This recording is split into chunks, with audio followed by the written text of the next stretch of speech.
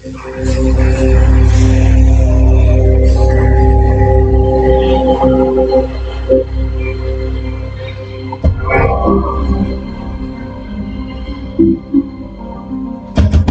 હવેલીની સુવ્યવસ્થાના દેખરેખ હેતુ જો આ બાળક શિષ્ય તરીકે આવી જાય, મારી મનોકામના પૂર્ણ થાય.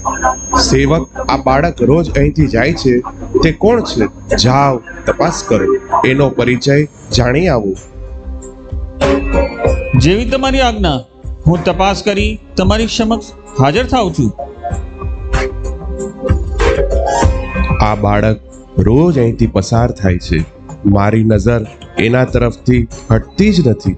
જો આ બાળક મને વારસ તરીકે મળી જાય, મારા પછી મારા સામ્રાજ્યનો ઉત્તરાધિકારી એને જ બનાવીશ.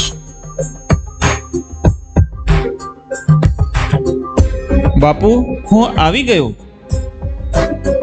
બોલો, કોણ છે આ બાળક? આ બાળક આ જ ગામમાં એક જૈન ઉપાશ્રયમાંથી રોજ આવે છે. કોઈક જૈન શ્રાવકના ઘરે ભોજન કરે છે. ભોજન કર્યા પછી ઉપાશ્રય ચાલ્યો જાય છે. આ કોઈ જૈન મુનિના શિષ્ય છે. બાપુ, હું આટલીક જ જાણકારી લઈ શક્યો છું. વધુ જાણકારી માટે આપણે ઉપાશ્રય જવું પડશે.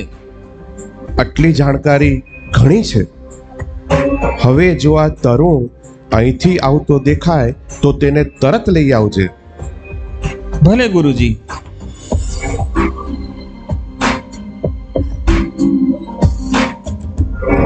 બાપુ, આ બાળક આવી ગયો. દેવાનું પ્રિય, તારું નામ શું છે? મારું નામ આનંદ છે.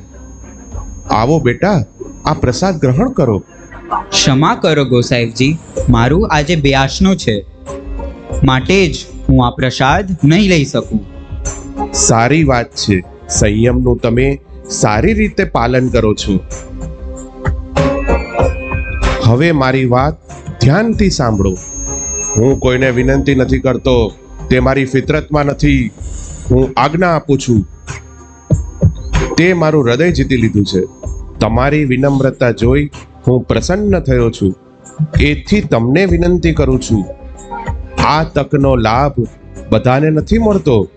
હું વિચારું છું કે મારા આ વિશાળ સામ્રાજ્યના ઉત્તરાધિકારી તમે બનો.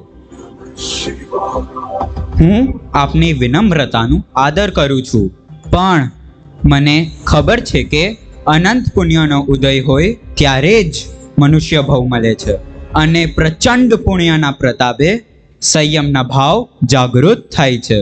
આ અનુકૂળતા મળતા મને તમારી વાતનો વિચાર કરવાનો કોઈ અવકાશ નથી. ક્ષમા ગોસાહેબજી. તમારા પંથમાં તો નથી કોઈ ઘરનું ઠેકાણું, નથી કોઈ આવાસ, નહીં તમારી પાસે રૂપિયા પૈસા, નહીં તમારી પાસે કપડાં લતા. હાથમાં ઘડો લઈને બસ એક જગ્યાએથી બીજી જગ્યાએ પગપાળા જવાનું, જ્ઞાન પ્રસાર કરવાનું.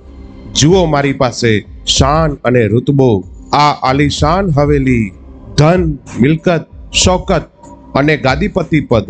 કીર્તન કરવાનું, શાંતિથી બેસવાનું, કોઈ કઠિન તપશ્ચર્યા નહીં.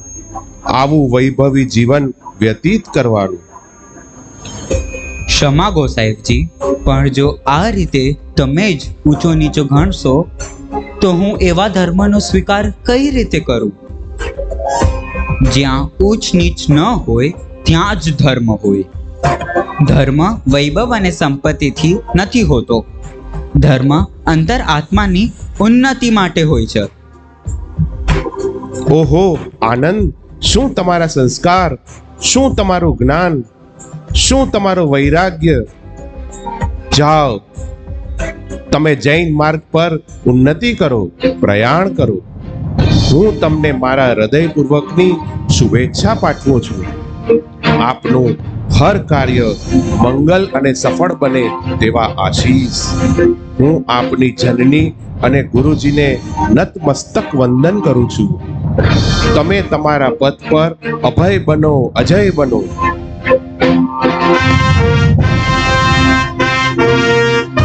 હર્ષ હર્ષ હર્ષ હર્ષ